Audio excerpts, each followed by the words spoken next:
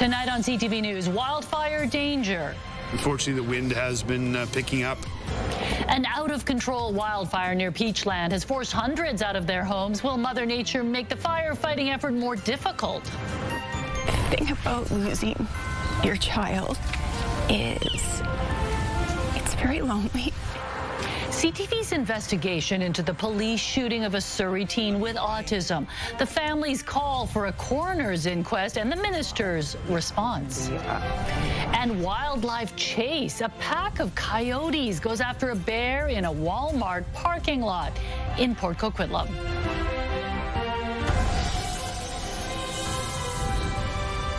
This is CTV News with Mitch Gando. Good evening. Thanks for joining us. We begin tonight with the heartbreaking death of a mother shot by police last year. Officers opened fire when they were worried the woman was going to harm her daughter. Now, the police watchdog investigating the case says the police response was justified. CTV News spoke with the grieving family, devastated by the finding. Martin McMahon has the story.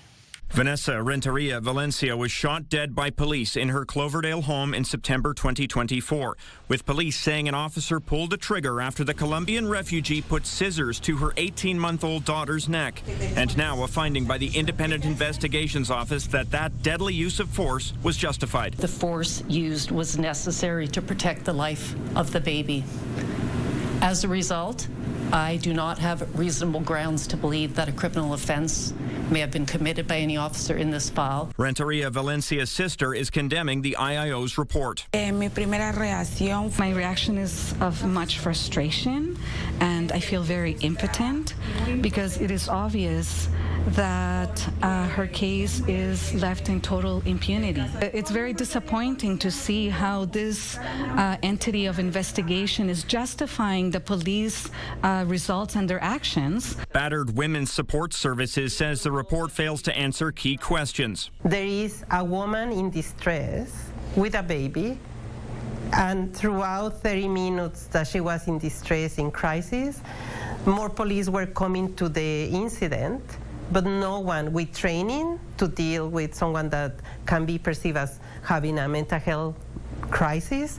The report highlighted the language barrier in Renteria Valencia's final moments, with officers resorting to Google Translate after being unable to immediately secure a Spanish translator in the middle of the night. How is it possible that over 10 police officers attended the call and not one of them was able to reach a translator for her? The report's findings mean the IIO will not recommend charges against any of the officers involved. Martin McMahon, CTV News, Vancouver. Hundreds of people remain out of their homes tonight because of an out-of-control wildfire burning near Peachland. More than 1,000 may have to leave at a moment's notice. The wind is what has officials concerned. CTV's Michelle Bernoro reports. Helicopters spent the day dumping water on the Monroe Lake fire, which is now about 220 hectares in size. The biggest worry, the winds. Unfortunately, the wind has been picking up. At this time, is pushing away from Peachland, which is very helpful. We are concerned that could change at any time. The fuels are still very dry and very susceptible to ignition, especially when we're seeing strong prevalent winds. 325 properties have been ordered evacuated, while more than 1,100 remain on evacuation alert. Be patient. It's a difficult situation. Everybody wants to get back home. Dozens of firefighters are battling the blaze, which is on the south side of Peachland. The latest news I have, it's around a few hundred meters away from our water treatment plant. But that's being secured. He says fire guards are protecting the plant. I have full confidence in our firefighters. They're on it. They know where to put the fire stops. As long as it goes in the direction that there's no houses, that's fine, but they will protect the side of our community. Hopefully, by the end of the day, we have some good news. Peachland has had 3 wildfires this year, including the Drought Hill wildfire in July. We're not feeling very lucky this year, no. Peachland's had too many. The latest fire, also believed to be human-caused. We're at the mercy of the weather. We're doing what we can do. Michelle Bernoro, CTV News, Vancouver. There is some progress in the 3-week-long strike by BC government workers that has shut down dozens of liquor stores. Both sides are getting back to the table Monday. Meanwhile, the NDP government got an earful from local politicians about their biggest concerns. The Premier addressed them at a raucous final day of the UBCM. CTV's Rob Buffum reports.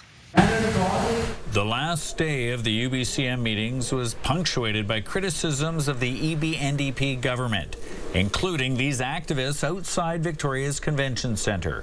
Why are we using the energy of the past when the future is clean energy? The Premier's keynote address interrupted by this man protesting a lack of support for Palestine. Shame! This is the time for local government. Local government! In his speech, EB announced legislation was coming to support a North Coast hydro transmission line. He also acknowledged his government had not consulted enough with municipalities on changes to the Heritage Conservation Act, which will provide more input from First Nations on development projects. We have heard your feedback, and so we're going to make some needed changes. And we're also going to extend the engagement period to make sure that you have the time that you need to fully understand what's being proposed. Public safety was a major point of concern voiced this week by mayors and councillors, including dozens who took to the steps of the legislature Wednesday. The Premier announced Friday 100 additional involuntary care beds are coming to 2 sites, one in Surrey and another in Prince George.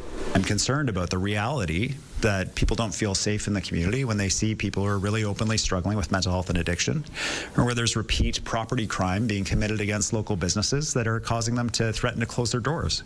Meanwhile, across the street, a large rally of striking BCGEU members say the province has made a new offer and they're optimistic a deal can be reached in negotiations set for Monday.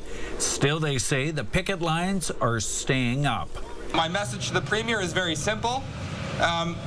Let's end this. Come to the table with a real deal. Let's get it. Let's get this done. With plenty of other fires to douse, getting 15,000 striking employees back to work is something the Premier also wants to get done ASAP. Rob Buffum joins us live from Victoria with more. Rob, what else did Premier EB say about addressing public safety concerns? Well, Meijung, Premier EB reiterated some of the things he's previously said about bail reform, including wanting to see stricter rules as they relate to intimate partner violence, as well as repeat violent offenders, something that is anticipated the federal government will do. But he also is hoping to see repeat property offenders face stricter bail reform. So he's advocating for that and wants the public to join in applying pressure to the federal government. Meijung. Thank you, Rob. Later tonight on CTV News at 6, delivering a message to Ottawa. Postal workers strike for the second time in less than a year, marking the government's proposal as return to sender. Family and friends are searching for an Indigenous woman from North Vancouver missing for more than a week. Virginia Dyack was last seen leaving her condo on foot. As CTV's Dimitra Maragos reports, police are hoping someone out there can help solve the troubling mystery. Yeah, I mean, I'm trying to hold it together for her, but yeah, it's tough. It's tough. Stephen Dent says his 58-year-old sister, Virginia Dyack, has been missing for close to 10 days. The fact that we have absolutely no clues as to where she could have gone, and we have no idea what is the nature of this disappearance. Dyack is Indigenous, 5'4", and has long, dark, straight hair. She can be seen here on security footage on September 18th, leaving a building on the 100 block of East Esplanade, wearing a puffy jacket, black pants, and sunglasses. CTV News spoke with the concierge of the building, who confirmed she seemed disoriented. We're not sure if she was having a sort of serious crisis. The concierge says he called Dyack's husband, but she was gone. Dent says she uncharacteristically left behind her wallet, keys, and phone. She had never done that kind of thing before. Dent, who flew in from France to help find his sister, says as the days go on, his concern continues to grow. I mean, borderline panicked, I would say.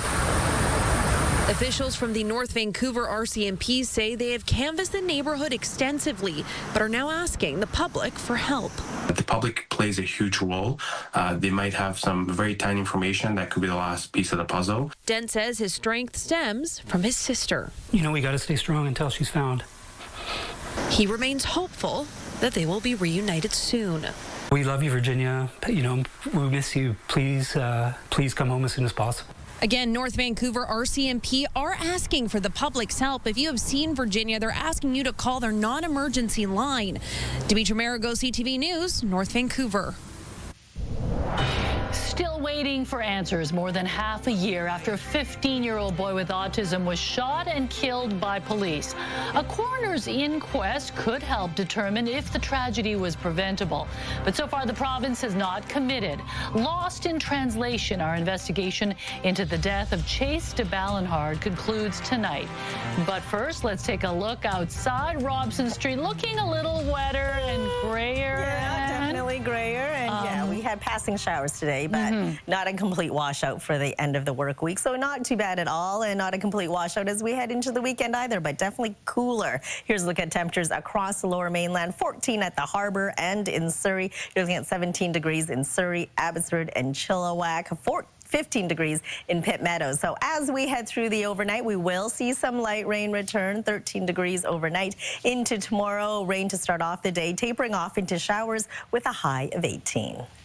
CTV Weather brought to you by Expedia Cruises. Explore the endless possibilities at one of our 36 BC locations. Learn more at expediacruises.ca.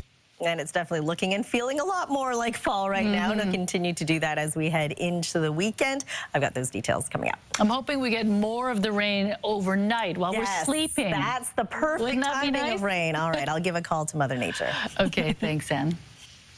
It has been more than 7 months since 15-year-old Chase de Balinhard was shot and killed by RCMP.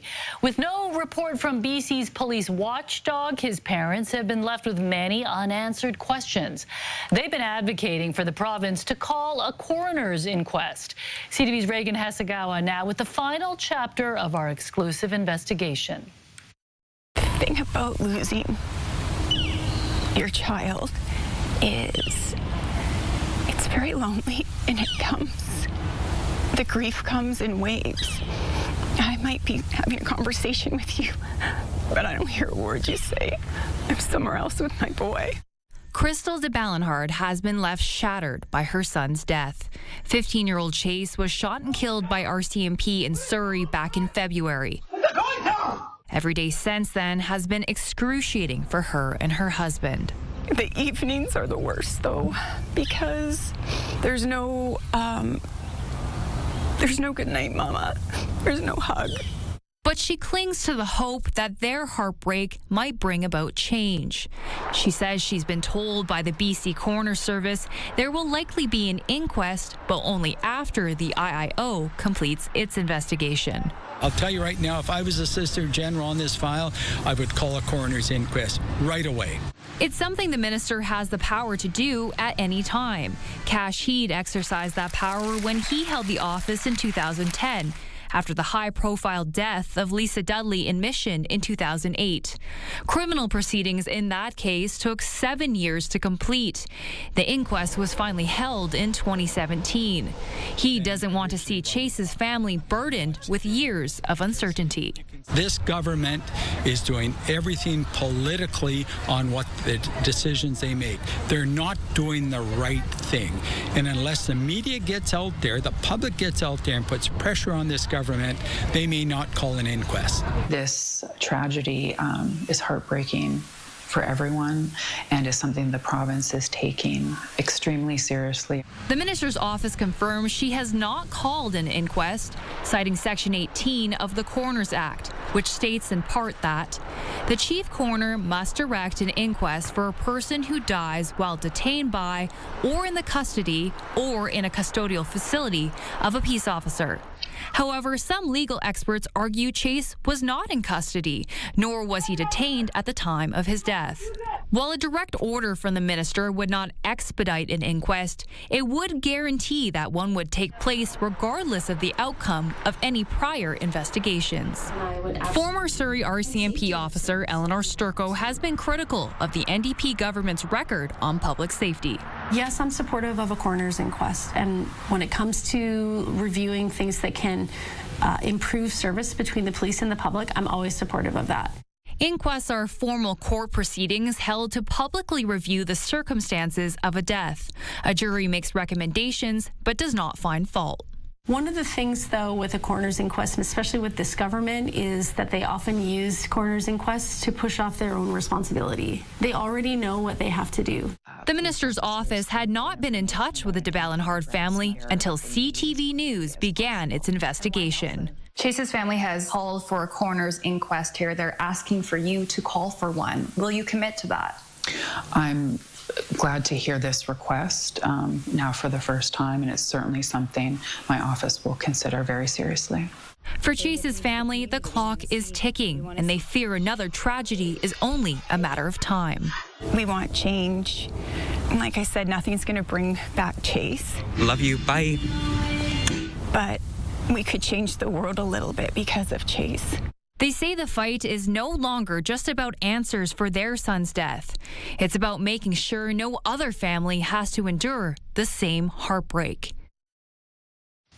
Reagan Hasegawa joins us now with more on this heartbreaking series. Reagan, we appreciate all the hard work you did on these stories. So what has been the reaction? The story has really resonated with a lot of people, and I've received countless messages of families with kids on the autism spectrum that say what happened to Chase is really their worst nightmare, and they've had many close calls themselves.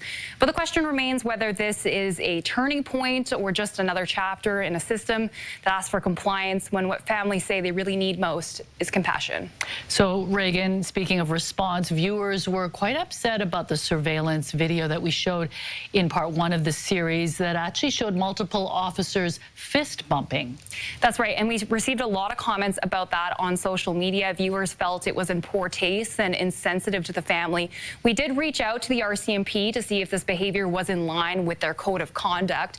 It again declined to comment, citing the ongoing IIO investigation. So until that work is complete, the de Balinhard family remains in the dark, and the only details they actually know at this point is what we have uncovered in our investigation, and that's why they're really pushing for a coroner's inquest to be called by the Public Safety Minister and Solicitor General. Okay, we'll see what happens, and thank you for raising some important issues, Reagan. Happy to do it. Controversy over statements made by a BC Conservative staffer over a flag honoring residential school survivors. Also ahead. So this is a much simpler way to deal with waste at the source. Move over, porta potty. UBC scientists flush out a new kind of toilet. No water, just mushrooms to turn waste into compost. When CTV News continues. Stay with us. Hi, Carrie here. You notice we have a new look in the morning on CTV, but it's the same great show. It includes a new name and enhanced screen, bringing you updates on weather and news headlines. We invite you to join us on your morning, Vancouver. A team of UBC researchers have developed a fungi-forward toilet. It turns waste into nutrient-dense soil. And as CTV's Isabella Zavarisi reports, it mimics the natural cycle of nature.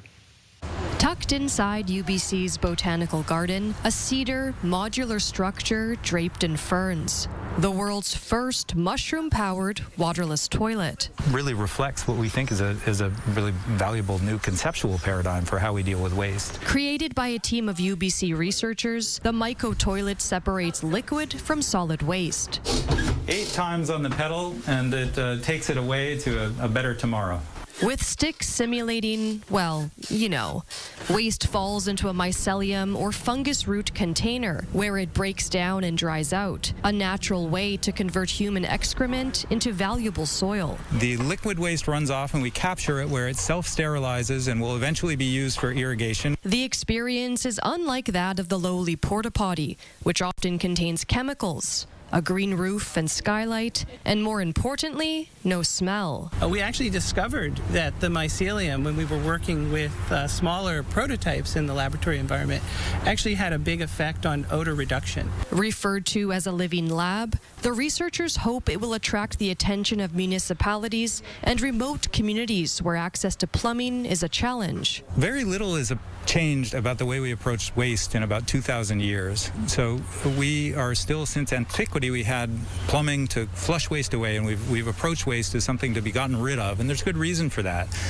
But at the same time, it's actually very resource intensive. Ultimately, the team wants to reframe how we view waste. It's the cycle of life in the forest, and people who experience that come closer to that process. And so the hope is that we're connecting people who come to the botanical gardens to that full experience, that circular experience. And, that goes beyond science. The bathroom is open for you to do your business today.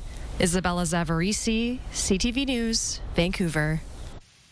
A BC Conservative staffer is facing backlash over comments made after party MLAs raised the survivors flag at the legislature. Lindsay Shepherd, a communications aide, took to social media to call the gesture fake and a disgrace. The flag is meant to honor those impacted by residential schools ahead of Orange Shirt Day. Shepherd's comments echo rhetoric used by Dallas Brody, a former MLA, a conservative MLA who was fired in March for mocking survivors. Now pressure is mounting for conservative MLAs to speak out and stop this kind of denialism from within their caucus. Abbotsford is paying tribute to 4 local changemakers and its connection with First Nations by renaming a sports complex and its fields. We are proud to honor Terry Felix, Jim Latham, Sophie Schmidt, and the late Constable John Davidson. The renaming ceremony took place at W.J. Mowat Secondary, where new Indigenous design signage was also unveiled. Together, the 4 fields, including the newly reopened Latham Field, will now be known as Let's Say Mowat, meaning one heart, one mind. It's a name chosen in partnership with local First Nations. Police in Abbotsford catch several border runners, including a family of 3 crossing into Canada illegally at Zero Avenue. Also ahead. We got to make the service more affordable because Canadians value it, but it's just becoming too expensive. The possibility of ending door-to-door mail delivery prompted another Canada Post strike. Small businesses now bracing for delays. That's ahead. Illegal border crossings have kept Abbotsford police busy this week, with officers responding to 3 attempts over 2 nights. Abbey PD say a family of 3 was intercepted near Zero Avenue and Mount Lehman Road Wednesday night. Then early Thursday, a man was stopped near Ham Road. Later that evening, another individual was caught near Boundary Road. One person was arrested on an outstanding warrant. The others were handed over to border officials. Police say they have dealt with 20 illegal land crossings this year, mostly along Zero Avenue and Boundary Road. Canada Post is at a standstill after thousands of postal workers walked off the job last night, shutting down mail service nationwide. Here in Vancouver, picket lines are up and post offices are shut. Mail and parcels are not moving. Nothing new is being accepted. The walkout follows Ottawa's surprise announcement of major cuts to Canada Post. CTV's Rachel Aiello has the latest. Thousands of postal workers are on strike. The trigger for the shutdown? Sweeping changes the federal government is forcing, including ending door-to-door delivery in an effort to save a struggling Canada Post. We're striking to keep good service and to keep good jobs. We will be here until we win. But as long as this labor disruption lasts, no new mail will be processed or delivered, with few exceptions, meaning Canadians need to brace for delays. There's no sign Jobs Minister Patty Hajdu is ready to step in yet, saying today federal mediators remain available to support the bargaining process, and she is encouraging both parties to continue working towards a fair resolution. Yesterday, Ottawa announced it was ordering Canada Post to transition millions of addresses to community mailboxes, shutter some rural post offices, and extend delivery times for letter mail. Canada Post was getting ready to roll out these reforms, but says it's now preparing a new contract offer, while warning the strike will only worsen the Crown Corporation's dire financial situation. We got to make the service more affordable because Canadians value it, but it's just becoming too expensive to them as taxpayers. When these workers went on strike last year, it cost small businesses more than $1 billion, and they're now fearful of the impact that this labor disruption could have. Many of them are already treading water due to the trade war, and we're banking on the holiday shipping season to stay afloat. Rachel Aiello, CTV News, Ottawa. A tricky high-angle rescue on the North Shore, how crews were able to spot the hiker who fell off a cliff. Also ahead, midnight run. A driver was surprised to see a pack of coyotes chasing a bear from a Walmart parking lot in Port Coquitlam. That's ahead. Your morning just got a little brighter. Wake up and start your day with CTV Your Morning, and you could be $20,000 richer. Simply watch CTV Your Morning Vancouver for the hourly code word. Then enter it online at ctvvancouver.ca for your chance to win. Imagine what you could do with an extra $20,000. CTV Your Morning's $20,000 giveaway. Watch CTV Your Morning Vancouver, weekday morning 6 to 9. Flames erupted from a Delta jet's engine just before takeoff in Atlanta. The flight carrying 200 passengers was halted on the runway, and no injuries were reported. Meanwhile, in Virginia, a United regional flight with 53 people on board overshot the runway during heavy rain. The plane was stopped by a crushable safety bed designed for overruns, and no one was hurt. The FAA is investigating both incidents. Wildlife sightings in Vancouver are common, but new video captured in Port Coquitlam is like something out of the wild. It involves 2 coyotes, 3 coyotes, and a black bear. CTV's Yasmin Gandam is following this in the Breaking News Center. Yasmin, this wild animal interaction happened in a Walmart parking lot of all places? Mijung, that's right. The last thing wildlife photographer Andre Chan thought he would see on his ride home was a pack of coyotes making a beeline for the Walmart on the opposite side of the road. Then it got even wilder. He spotted a black bear approaching them. Take a look. That's a black bear being chased down by a pack of coyotes in the parking lot of the Port Coquitlam Walmart. The video captured by Chan shows the bear traveling through the parking lot past the trolleys and down an alleyway. Chan says he's unsure if the chase was for food or if they were simply on the bear's tail for fun. The coyotes were in hot pursuit for around 10 minutes before eventually losing interest and giving up. Chan said it was interesting to see such a flurry of wildlife activity in a pretty urban area. Bears are common in Port Coquitlam, but this interaction was something he had never seen before. Mijung? Yeah, pretty wild, and it seems like the bear had better cardio than the coyotes, right? Exactly. All right, thanks, Yasmin. North Shore rescue was called into action after an injured hiker needed to be rescued after falling off a cliff near the Grouse Mountain Sky Ride.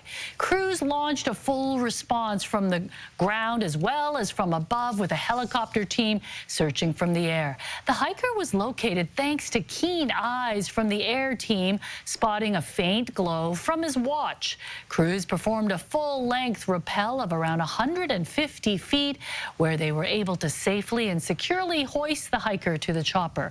The hiker commented on NSR's Facebook post saying he's fortunate and has a second chance at life thanks to the rescue team. A skier from Poland has just pulled off a record-breaking feat on the world's tallest mountain. Andre Bargiel is now the first person to climb Mount Everest and ski all the way down without using any oxygen tanks. The 37-year-old spent nearly 16 hours climbing through Everest's notorious death zone where the air is dangerously thin. Once he reached the summit, he didn't stick around long, strapped on his skis and raced down more than 8,800 meters of icy terrain. Poland's prime minister praised the feat online as a bold and historic achievement. Smashing pumpkin records, how a retired dentist from Richmond is going for gourd. Also coming up. There were some dark, challenging moments there of just figuring out what I was capable of. A life-changing accident for an elite mountain biker left him an amputee. The Alberta man's story of resilience is featured in a new documentary. That's ahead.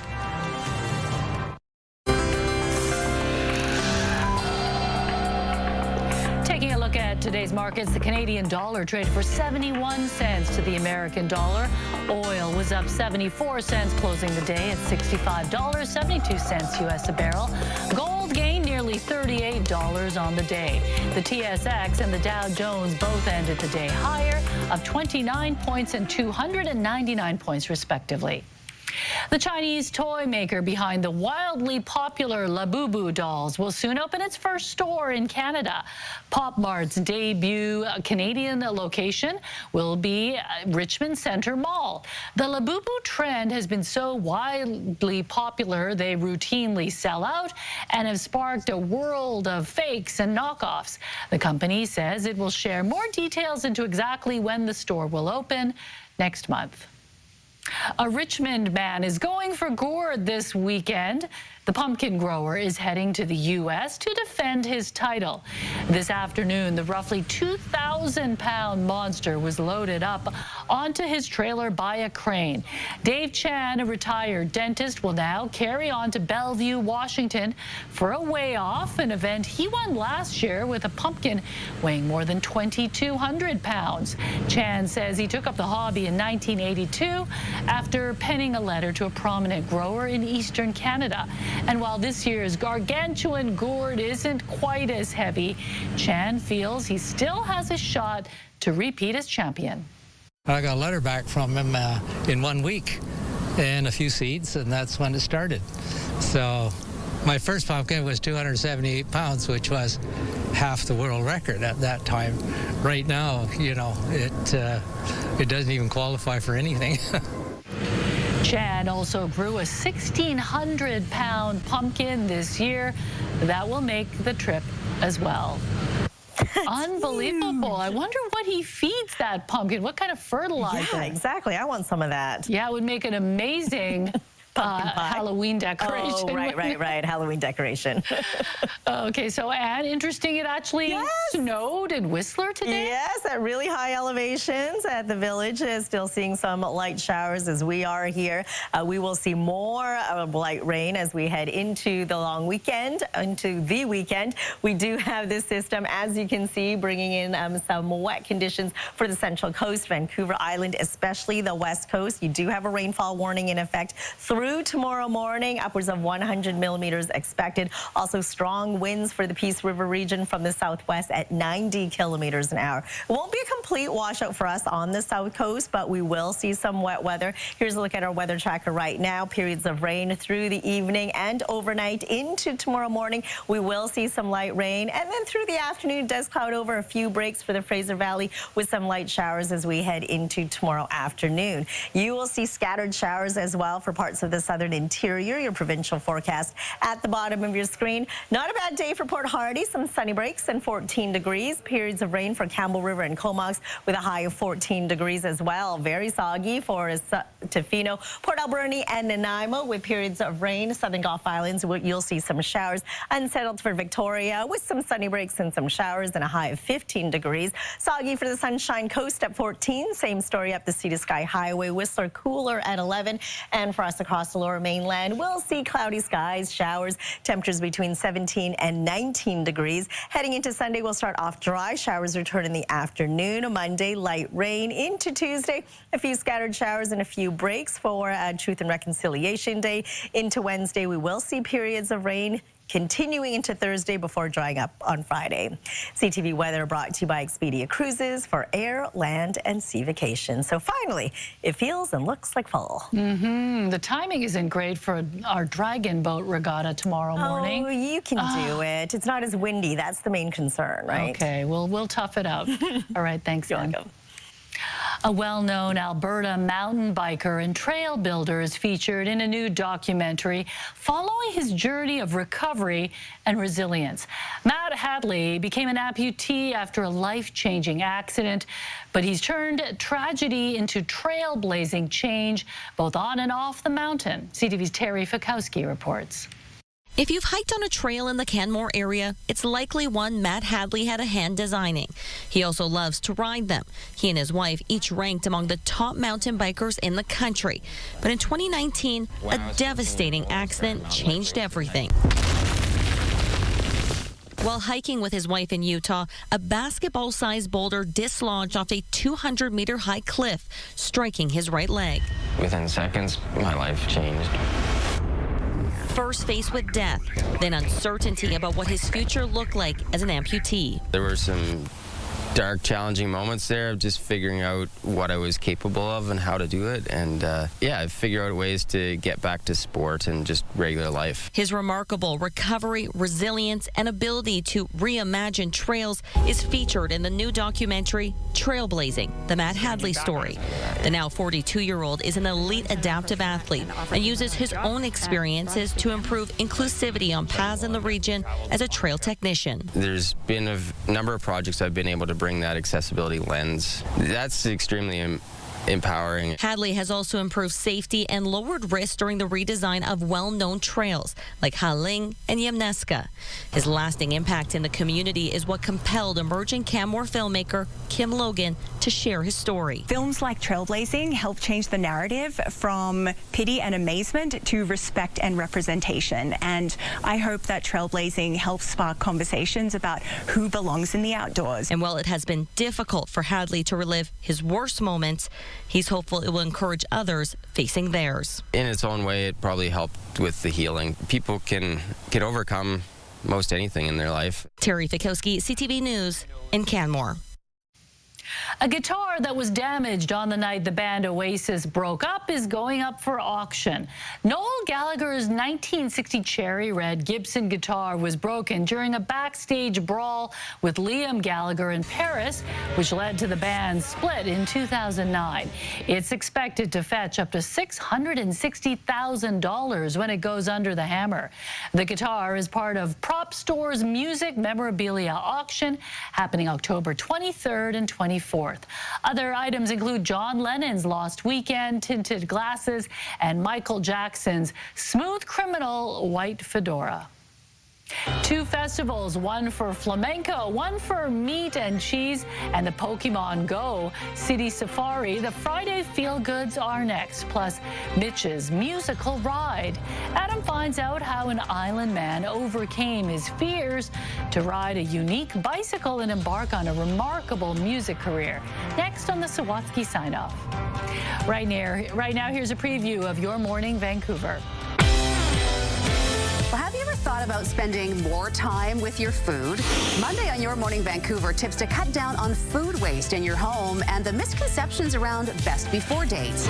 And as we prepare to mark Canada's National Day of Truth and Reconciliation, we'll learn how supporting Indigenous businesses and hearing their stories can give an insightful perspective. We'll see you in the morning.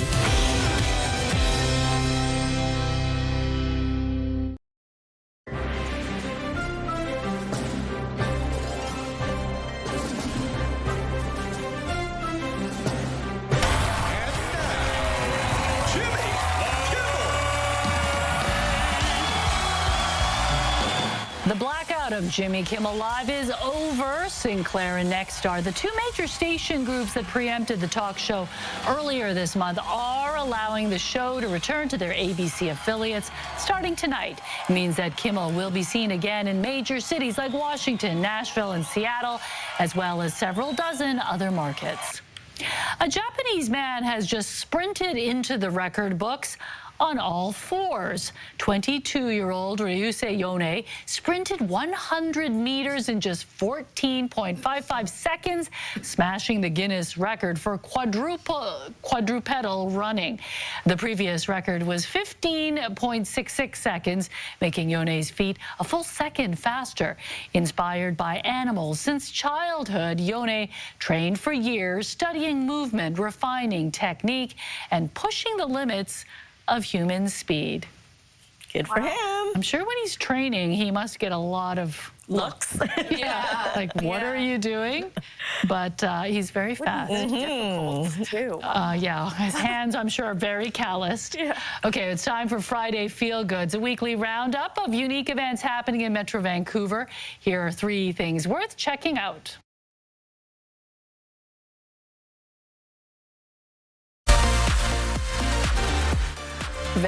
One of 5 cities in the world that will be hosting a Pokemon Go City Safari this weekend. Remember Pokemon Go? Okay, thousands of trainers are expected to take part in the citywide event that will feature in-game activations and real-world surprises. The wildly popular game first launched in 2016 and has been praised for promoting social connections and physical activity. Well, you can create the charcuterie board of your dreams tomorrow at the annual Cheese and Meat Festival in North Vancouver. Over 150 curated pairings. It's a chance to learn directly from the artisans behind each product, from creamy brie to spicy chorizo. I'm getting hungry. It may not be vegan friendly, but it is sure to be delicious. Oh, I love a charcuterie board. Yeah, I've never met one I didn't like. Same here. I can eat it any time of day. All right, well, after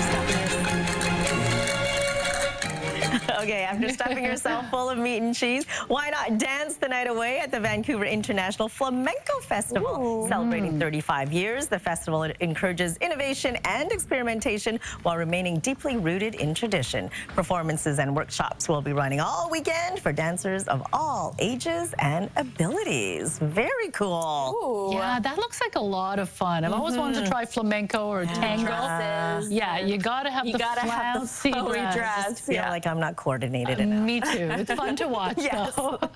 Okay, if you have any events you'd like us to highlight, email your tips to ctvfeelgoods@ctv.ca. We'll get to the Sawatsky sign-off in just a moment. First, Yasmin, what's coming up tonight on the Late News? Well, we'll continue following a wildfire in Peachland that still has evacuation orders and alerts in place for the community. Plus, Vancouver Symphony Orchestra musicians remain on strike. Shows will be canceled over the weekend. We'll have the latest on that and how the School of Music is still in session. That's too bad for all those symphony fans, right? No, tonight, Star Wars, no longer happening. So. Okay, thanks, Yasmin. Well, from fixing and racing bikes to playing drums for a famous band, Mitch Gando of Vancouver Island has lived quite a life. And while he describes himself as shy, he's also not afraid to embrace the spotlight while riding a high-wheeler. Adam explains in tonight's Sawatsky sign-off.